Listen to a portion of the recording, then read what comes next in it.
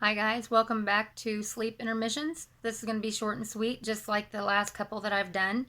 I had an interesting question. Someone asked me, what was one of my most interesting aspects of me teaching?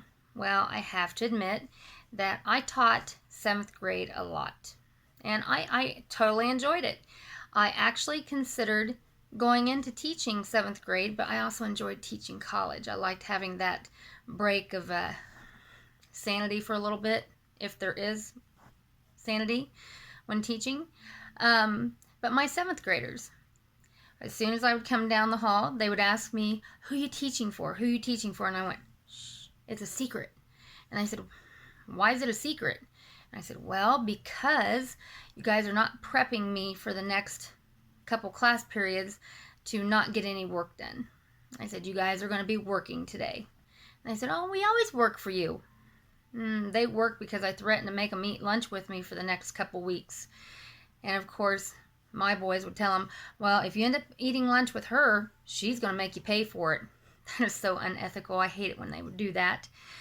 But I think one of my most memorable sessions when teaching 7th grade was 7th grade science. Was when they would come in knowing I was there, and they would come in almost like a skit for WWE, and it was crazy. They'd come in talking rough and pushing desk and sliding chairs around, and and they'd stop and look at me to see my reaction. I said, "Gentlemen," I didn't have any girls doing this as far as I know. I said, "Gentlemen," I said, "are we having a great time today?" And they said, "Well, we're just pumped. We're gonna get something done today, and the only thing is I forgot my book." I said, "Well," I said, "if you forgot your book, then you need to go in and go down to talk to the principal's office and let them know that you're going to be late to class." And, "Oh, come on, I don't want to go down there." And I said, "Well," I said, "you already know the routine. You know that I'm not going to allow you to wander the halls, and you come in a couple of you come in every class period when you have me, and you let me know that you need to go to the restroom or go get your book out of your locker, or you absolutely not don't have a book and want to sit with a buddy to do your work." I said, "So I have a question for you." And they said, "What's that?" And I said, "Well," I said, "you guys been eating lead paint chips in the morning without milk?" And they went, "Huh, what's that mean?" I went, "Well, that means, well, I'm not going to teach that lesson." I said, "I want you to go home and ask your parents about it." I said, "You go get your planner so I can sign off for you, and you're going to do that work today, and if it's not turned in by the end of the day, then I will turn that into the office, and they can call your parents in, and they can decide what they want to do. But go home and ask your parents that question. Ask them if you eat lead paint chips in the morning without milk." And they went, "I don't understand what that means." I said, just ask them." Of course, I knew most of the parents, or I knew the kids because they went to school with my kids.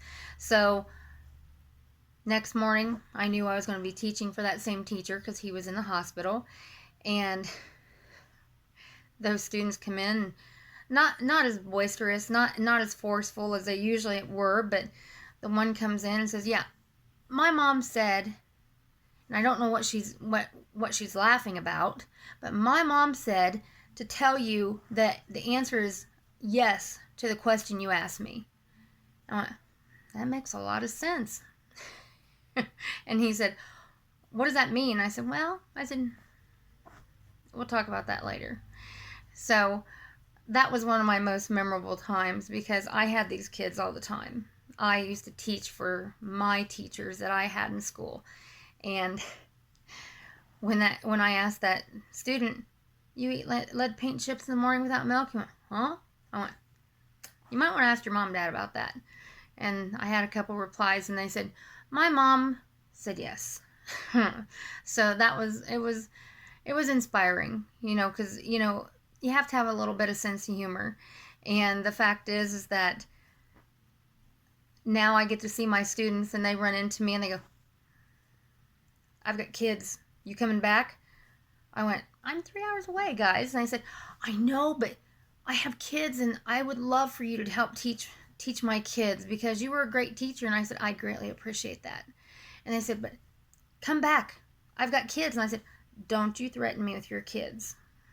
Do not threaten me with your kids. And they said, I'm not threatening you. And I said, I had you kindergarten through high school. And I said, I know what you've passed to them. It's been fun. But I'll have other questions. I have a couple others that I'm going to try to get some replies to. But you guys have a great day. And I will talk to you tomorrow. Bye.